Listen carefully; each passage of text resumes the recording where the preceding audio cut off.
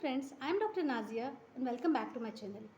तो आज मैं जिस टॉपिक पे आपसे बात करूँगी वो एक ऐसा टॉपिक है जो कि ऐसी परेशानी है जो आजकल इतनी ज़्यादा देखी जा रही है, बहुत ज़्यादा कॉमन हो चुकी है। तो मैं कोलेस्ट्रॉल के बारे में बात कर रही हूँ। तो कोलेस्ट्रॉल जो होता है वो पहले तो ये देखा जाता था पहले ज़माने में कि वो कुछ मिडिल एज से लेके ओल्ड एज में देखा जाता था। लेकिन अब तो बिल्कुल यंग जनरेशन में बिल्कुल 20-25 एज के लोगों में यूथ में देखा जा रहा है कि बिल्कुल डिस्टर्ब्ड लेवल्स रहते हैं कोलेस्ट्रॉल के। तो कोलेस्ट्रॉल जो है एक्चुअली एक वैक्सी सब्सटेंस है जो कि हमारे ब्लड में होता है। और वैसे तो कोलेस्ट्रॉल एक मतलब हेल्प करता है आपके हेल्दी सेल्स को बनाने में हेल्प करता है। तो ये इसका एक नॉर्मल फंक्शन है। लेकिन कोई भी चीज़ ज़्यादा है तो ज़्यादती कोई भी चीज़ की अच्छी नहीं होती, नुकसानदेह होती है। तो ऐसे ही कोलेस्ट्रॉल का भी है। कोलेस्ट्रॉल जो नॉर्मल लेवल से अगर बढ़ता है तो वो परेशानी क्रिएट कर सकता है बॉडी के अंदर। तो परेशानी क्या करता है कि कोलेस्ट्रॉल जो होता है जब वो एक्सेस हो जाता है तो वो ब्लड में सप्लाई होके वो कुछ डिपॉज़िट्स बन जाता है, फैटी डिपॉज़िट्स जो हमारी आर्टरीज़ होती है, जो हमारे वेसल्स हैं, उसमें सब डिपॉज़िट हो जाता है ब्लड वेसल्स में। तो कभी-कभी इतना ज़्यादा हद तक डिपॉज़िट होने लगता है कि वो नैरोइंग कॉज़ करने लगता है हमारी आर्टरीज़ का। तो आर्टरीज़ जब नैरो हो जाती हैं तो ब्लड सप्लाई जो होता है वो रिड्यूस हो जाता है। तो फिर वो क्या होता है, वो रिस्क होता है फिर हार्ट डिज़ीज़ का। आगे क्या होता है कि ये जो ब्लड जो फैटी डिपॉज़िट हो चुका है, वो फैटी डिपॉज़िट कभी-कभी मतलब टूट के वो ब्लड में ट्रैवल करने लगते हैं। ब्लड में ट्रैवल करके वो कहीं भी डिपॉज़िट हो जाते हैं। कभी हार्ट में, कभी कोई ऐसी इम्पोर्टेंट आर्टरी में चले जाते हैं, वाइटल आर्टरी में। तो वो उसके वजह से वो ब्लॉकेज हो सकता है जिसकी वजह से हार्ट अटैक या हार्ट स्ट्रोक इस तरह की चीज़ें बहुत फैटल बीमारियां हो जाती हैं।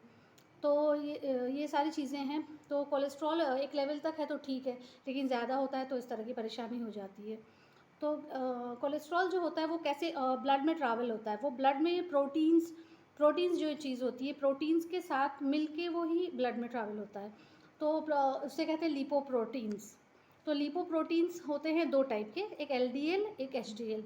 तो एलडीएल जो है वो उसे बैड कोलेस्ट्रॉल कहते हैं। यानी कि एलडीएल जो है वो क्या करता है, वो सारा कोलेस्ट्रॉल जाके मतलब आर्टरीज़ में, हर ब्लड वेसल में पहुंचाता है जाके। तो ये होता है बैड कोलेस्ट्रॉल।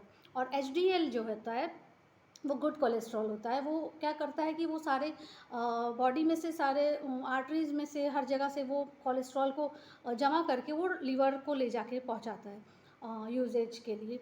तो इस तरह के 2 टाइप के कोलेस्ट्रॉल होते हैं जो कि बॉडी में देखे जाते हैं। अब हम ये जानेंगे कि कोलेस्ट्रॉल किन चीज़ों में होता है, जो खाने की चीज़ें हम खाते हैं उसमें किन चीज़ों में कोलेस्ट्रॉल होता है।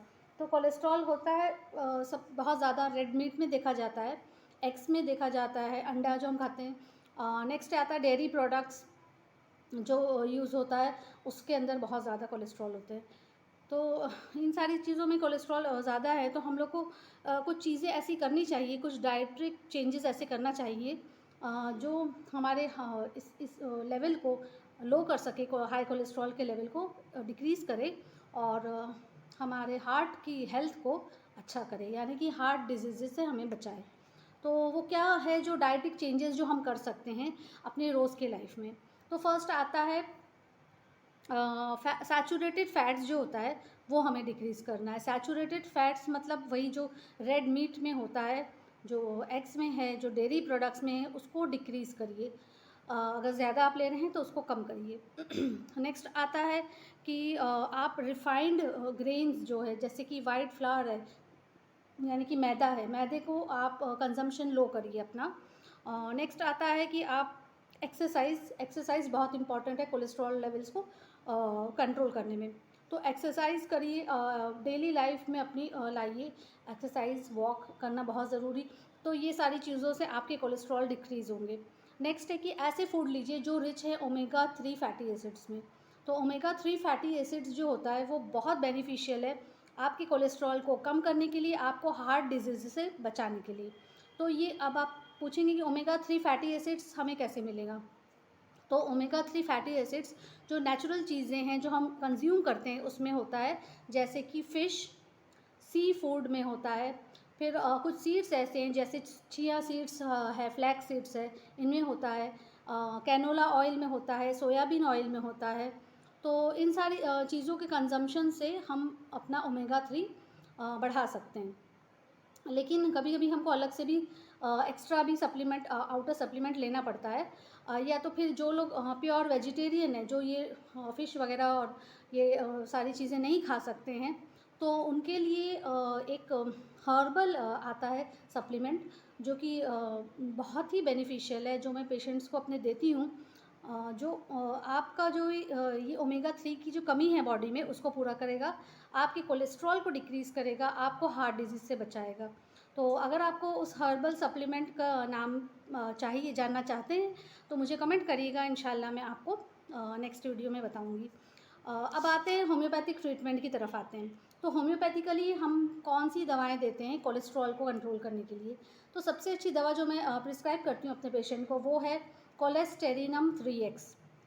बेस्ट रेमेडी है आपके कोलेस्ट्रॉल को कंट्रोल करने के लिए। 2 टैबलेट लेनी है सुबह, 2 दोपहर में और 2 शाम में, 3 बार लेनी है 2-2 टैबलेट। बहुत बेनिफिशियल है, इंशाल्लाह बहुत अच्छा इफेक्ट रहेगा। अगर आपका कोलेस्ट्रॉल ज़्यादा निकला है रिपोर्ट्स में, तो आप इसको ज़रूर ट्राई करिए। नेक्स्ट इसके साथ मैं देती हूँ न्यू लाइफ का NL नंबर 3। NL नंबर 3 साथ में देते हैं, वो 15 बूंद लेनी है दिन में 3 बार, हाफ अ कप वाटर में। ल्यूक वार्म वाटर लें तो ज़्यादा बेहतर है। तो ये दोनों दवाएं एक साथ चलाते हैं हम, तो इससे बहुत ही अच्छा रिस्पांस मिलता है। कोलेस्ट्रॉल बहुत जल्दी आपका कंट्रोल होने लगता है। जब कोलेस्ट्रॉल आपका कंट्रोल रहेगा, तो आप हार्ट डिजीज़ के रिस्क से बचे रहेंगे। और अगर आपको हार्ट डिजीज़ ऑलरेडी है, तो आप कोई सडन डेथ जो हार्ट डिजीज़ में होता है, ये स्ट्रोक वगैरह है, हार्ट अटैक है, इन सारे चीज़ों के रिस्क जो है वो बहुत कम हो जाएगी, यानी आप बचे रहेंगे। तो ये दोनों दवाएं इसकी बहुत बेनिफिशियल है, बहुत ज़्यादा फ़ायदेमंद है, जो मैंने आज आपको बताई होम्योपैथ में। तो ऐसे तो बहुत सारी कोलेस्ट्रॉल को रिड्यूस करने की दवाएं हैं होम्योपैथी में भी, पेशेंट टू पेशेंट डिफ़र भी करती है, लेकिन बेसिकली ये 2 रेमेडीज़ है जो काफ़ी अच्छा एक्शन इसका है, बहुत ही अच्छा रिस्पॉन्स है। तो ये जो है मैंने ये आपको बताया कोलेस्ट्रॉल के बारे में। अब मैं आपको ये बताती हूँ कि घर पे भी आप कुछ चीज़ ऐसी है जो आप लीजिए। जो 2 चीज़ मैं आपको बताने जा रही हूँ, जिससे आपका कोलेस्ट्रॉल बिना दवाओं के भी कंट्रोल हो सकता है। यानी कि गार्लिक, सबसे बड़ी बात, लहसुन जो होता है, गार्लिक का 2 to 3 क्लोव्स आप इन द मॉर्निंग बासी मुँह ले लीजिए। बहुत जल्दी आपका, अगर आप 1 महीना 2 महीना लगातार लेते हैं, तो आपका बिना दवा के भी कोलेस्ट्रॉल कंट्रोल हो सकता है। नेक्स्ट आता है ऑनियन। ऑनियन को अपनी बहुत ज़रूरी है, अपनी डाइट में लाइए रॉ ऑनियन को। तो उसके अंदर बहुत ज़्यादा एंटीऑक्सीडेंट प्रॉपर्टीज़ है, तो वो आपको बहुत जल्दी हेल्प करेगा कोलेस्ट्रॉल लो करने के लिए। और हार्डनिंग जो होता है आर्टरीज़ का, उसको भी वो डिक्रीज़ करता है, और एंटी इन्फ्लेमेटरी भी प्रॉपर्टीज़ होती है ऑनियन में। तो ये सारी चीज़ें हैं। तो मैं उम्मीद करती हूँ कि आपको ये वीडियो हेल्पफुल रहा होगा। और कोई भी क्वेरी हो, कोई भी क्वेश्चन हो, तो आप मुझे कमेंट करके पूछ सकते हैं। और अगर आपको मुझसे कंसल्ट करना है, तो आप मुझे व्हाट्सएप नंबर पे मैसेज करें और आगे बताएं कि मुझे कि और किस टॉपिक्स पे आप वीडियोस देखना चाहते हैं। ठीक है, फिर take care, go for homeopathy. अल्लाह हाफिज़।